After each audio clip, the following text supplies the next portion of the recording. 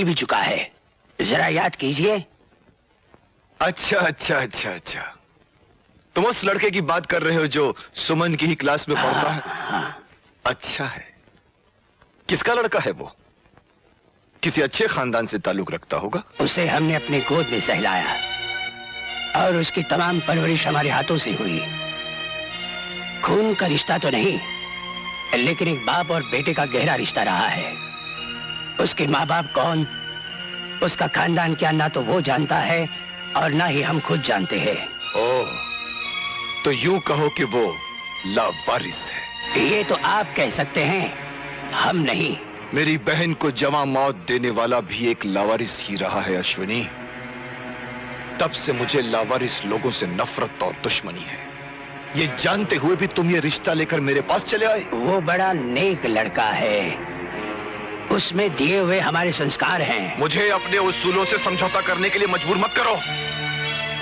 ये तुम हो अश्विनी जो मैंने बर्दाश्त कर लिया है, क्योंकि मैं बरसों पहले तुम्हारे किए गए एहसान के नीचे दबा हुआ, और शायद उसी एहसान की याद दिलाने के लिए तुमने आज ये जुर्रत की है। बोलो, तुम्हें उस एहसान की क्या कीमत चाहिए? कीमत?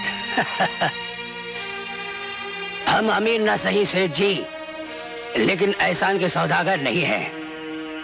बदनसीबी के आपकी समझ पर दौलत का काला पर्दा पड़ गया है। इस अंधेरे में कुछ लोग तो रस्सी को सांप और कुछ लोग सांप को रस्सी समझ बैठते हैं। मैं किसी अंधेरे में नहीं हूं अश्विनी, बल्कि तुमने अपनी दोस्ती का भ्रम देकर आज तक मुझे अंधेरे में रखा है। हमारे बेगरज दोस्ती पर ये गलीज धब्बा मत लगाइए सेठ जी। मैं सच्चाई से पर्दा उठा रहा हूं, और सच ये है अश्विनी कि तुम्हारी नियत में खोट है, वरना 18 साल के बाद ही तुम यहां क्यों आए? इससे पहले इस शहर की ओर मुड़कर क्यों नहीं देखा? दरअसल तुम 18 साल तक फसल के पकने का इंतजार करते रहे, और जब फसल पककर तैयार हो गई तो किसी जमींदार की तरह लगान वसूल करने तुम यहां चले आए। बोलो बोलो अश्विनी, क्या चाहिए तुम्हें? कितनी कीमत चाहिए तुम्हें उस हरामजादे को मेरी सुमन से दूर रखने के लिए? ये गाली तुमने हमें दी है, रवि को नहीं दी राजेश्वर। ओह, तो सेठ जी से राजेश्वर पर तुम आ ही गए।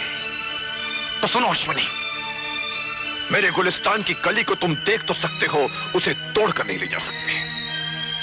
एक नजर अपने आप पे डालो और फिर अपने पैरों पर घूमकर मेरे बंगले को देखो और मुझे बताओ, क्या इसी दिन के लिए मैंने अपने सुमन को हर दुख हर तकलीफ से दूर रखा कि किसी भिखमंगे लावारिस के हाथों उसे सौंप दूं, ताकि वो मेरी दौलत को नाजायज रास्ते पर लुटा दे, ताकि सुमन का भी वही हाल हो जो मेरी बहन का हुआ था? नहीं अश्विनी, नहीं, अब वो गलती मैं दोबारा नहीं होने दूंगा। तुम समझते हो राजेश्वर कि अमीर आदमी ही खानदानी बनता है? रुपया अरे रुपया तो हाथों का मैल है। हमने कभी सोचा नहीं अपने हाथों को इससे गलीज करने का, लेकिन आज तुमने हमें मजबूर कर दिया है कि एक दिन हम भी दौलत और रुपयों की घिनौनी दीवार तुम्हारे सामने ला खड़ी करेंगे और उसके पर्दे में तुम खो जाओगे। अश्विनी, तुमने हमारी आन को ललकारा है। अरे तुम गरीब लोग क्या जानो कि शान क्या होती है और आन क्या होती है। वैसे भी अपनी शान को बचाने की ताकत है मुझ में। अश्विनी, तुम्हारे इरादों को मिटाकर मैं तुम्हें अपनी दौलत के आगे झुकने पर मजबूर कर दूंगा, ये मेरी जिद रहेगी। राजेश्वर, तुम्हारी ये जिद, तुम्हारी ये दौलत, तुम्हारा सब कुछ हमारे बढ़ते हुए कदमों तले रौंदा जाएगा। इंतजार करो।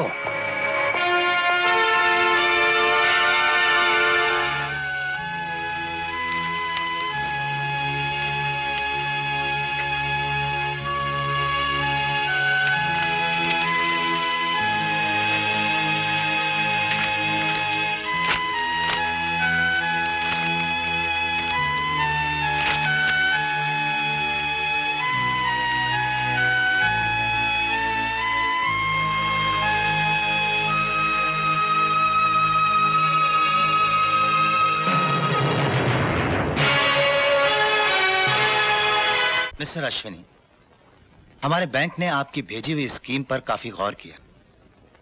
आपने अपने पोल्ट्री फार्म की जो कीमत 15 लाख दिखाई है, वो सिक्योरिटी के लिए काफी नहीं है। 15 बरस पहले हमने एक मुर्गा और मुर्गी खरीदे थे और अंडे इकट्ठा करते करते आज हम 2 लाख परिंदों के मालिक हैं। ये तो रही हमारे मुर्गों और हमारी मेहनत। यही मेहनत स्कीम को वो कामयाबी देगी जिस पर आपको और आपके बैंक को फक्र होगा। लेकिन हमारे फाइनेंस करने के भी कुछ रूल्स होते हैं जिन्हें मैं तोड़ नहीं सकता हूं। आपने सब बजा फरमाया। आप अकेले कर भी क्या सकते हैं? अब देखिए दोबारा कब मुलाकात होती है। Thank you.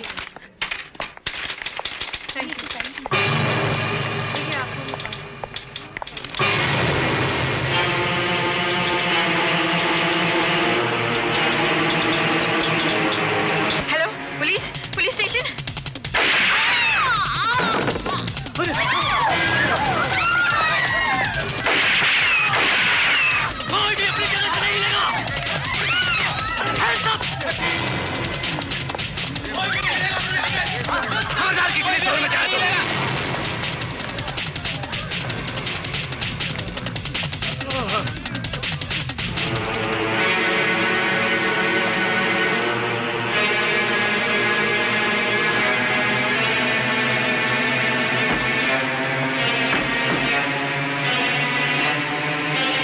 सारा कैश मेरे हवाले कर दो।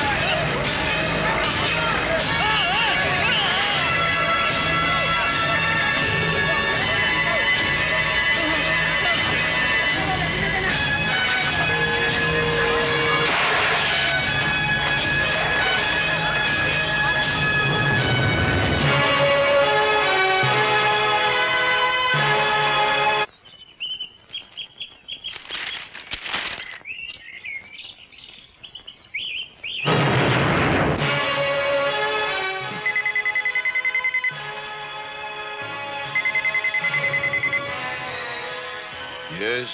हाँ राजेश्वर, हम तुम्हें अच्छी खबर सुनाए। हम 50 लाख के आदमी बन गए हैं। तुमने आज का अखबार पढ़ा होगा। कहते हैं ना, अगर ऊंट से दोस्ती करनी हो तो अपना दरवाजा जरा ऊंचा कर लेना चाहिए। सो हमने कर लिया है। अब तुम सुमन की शादी की तैयारियां करो। रवि की बारात कभी भी आ सकती है। अश्विनी कुमार, जागते में ख्वाब देख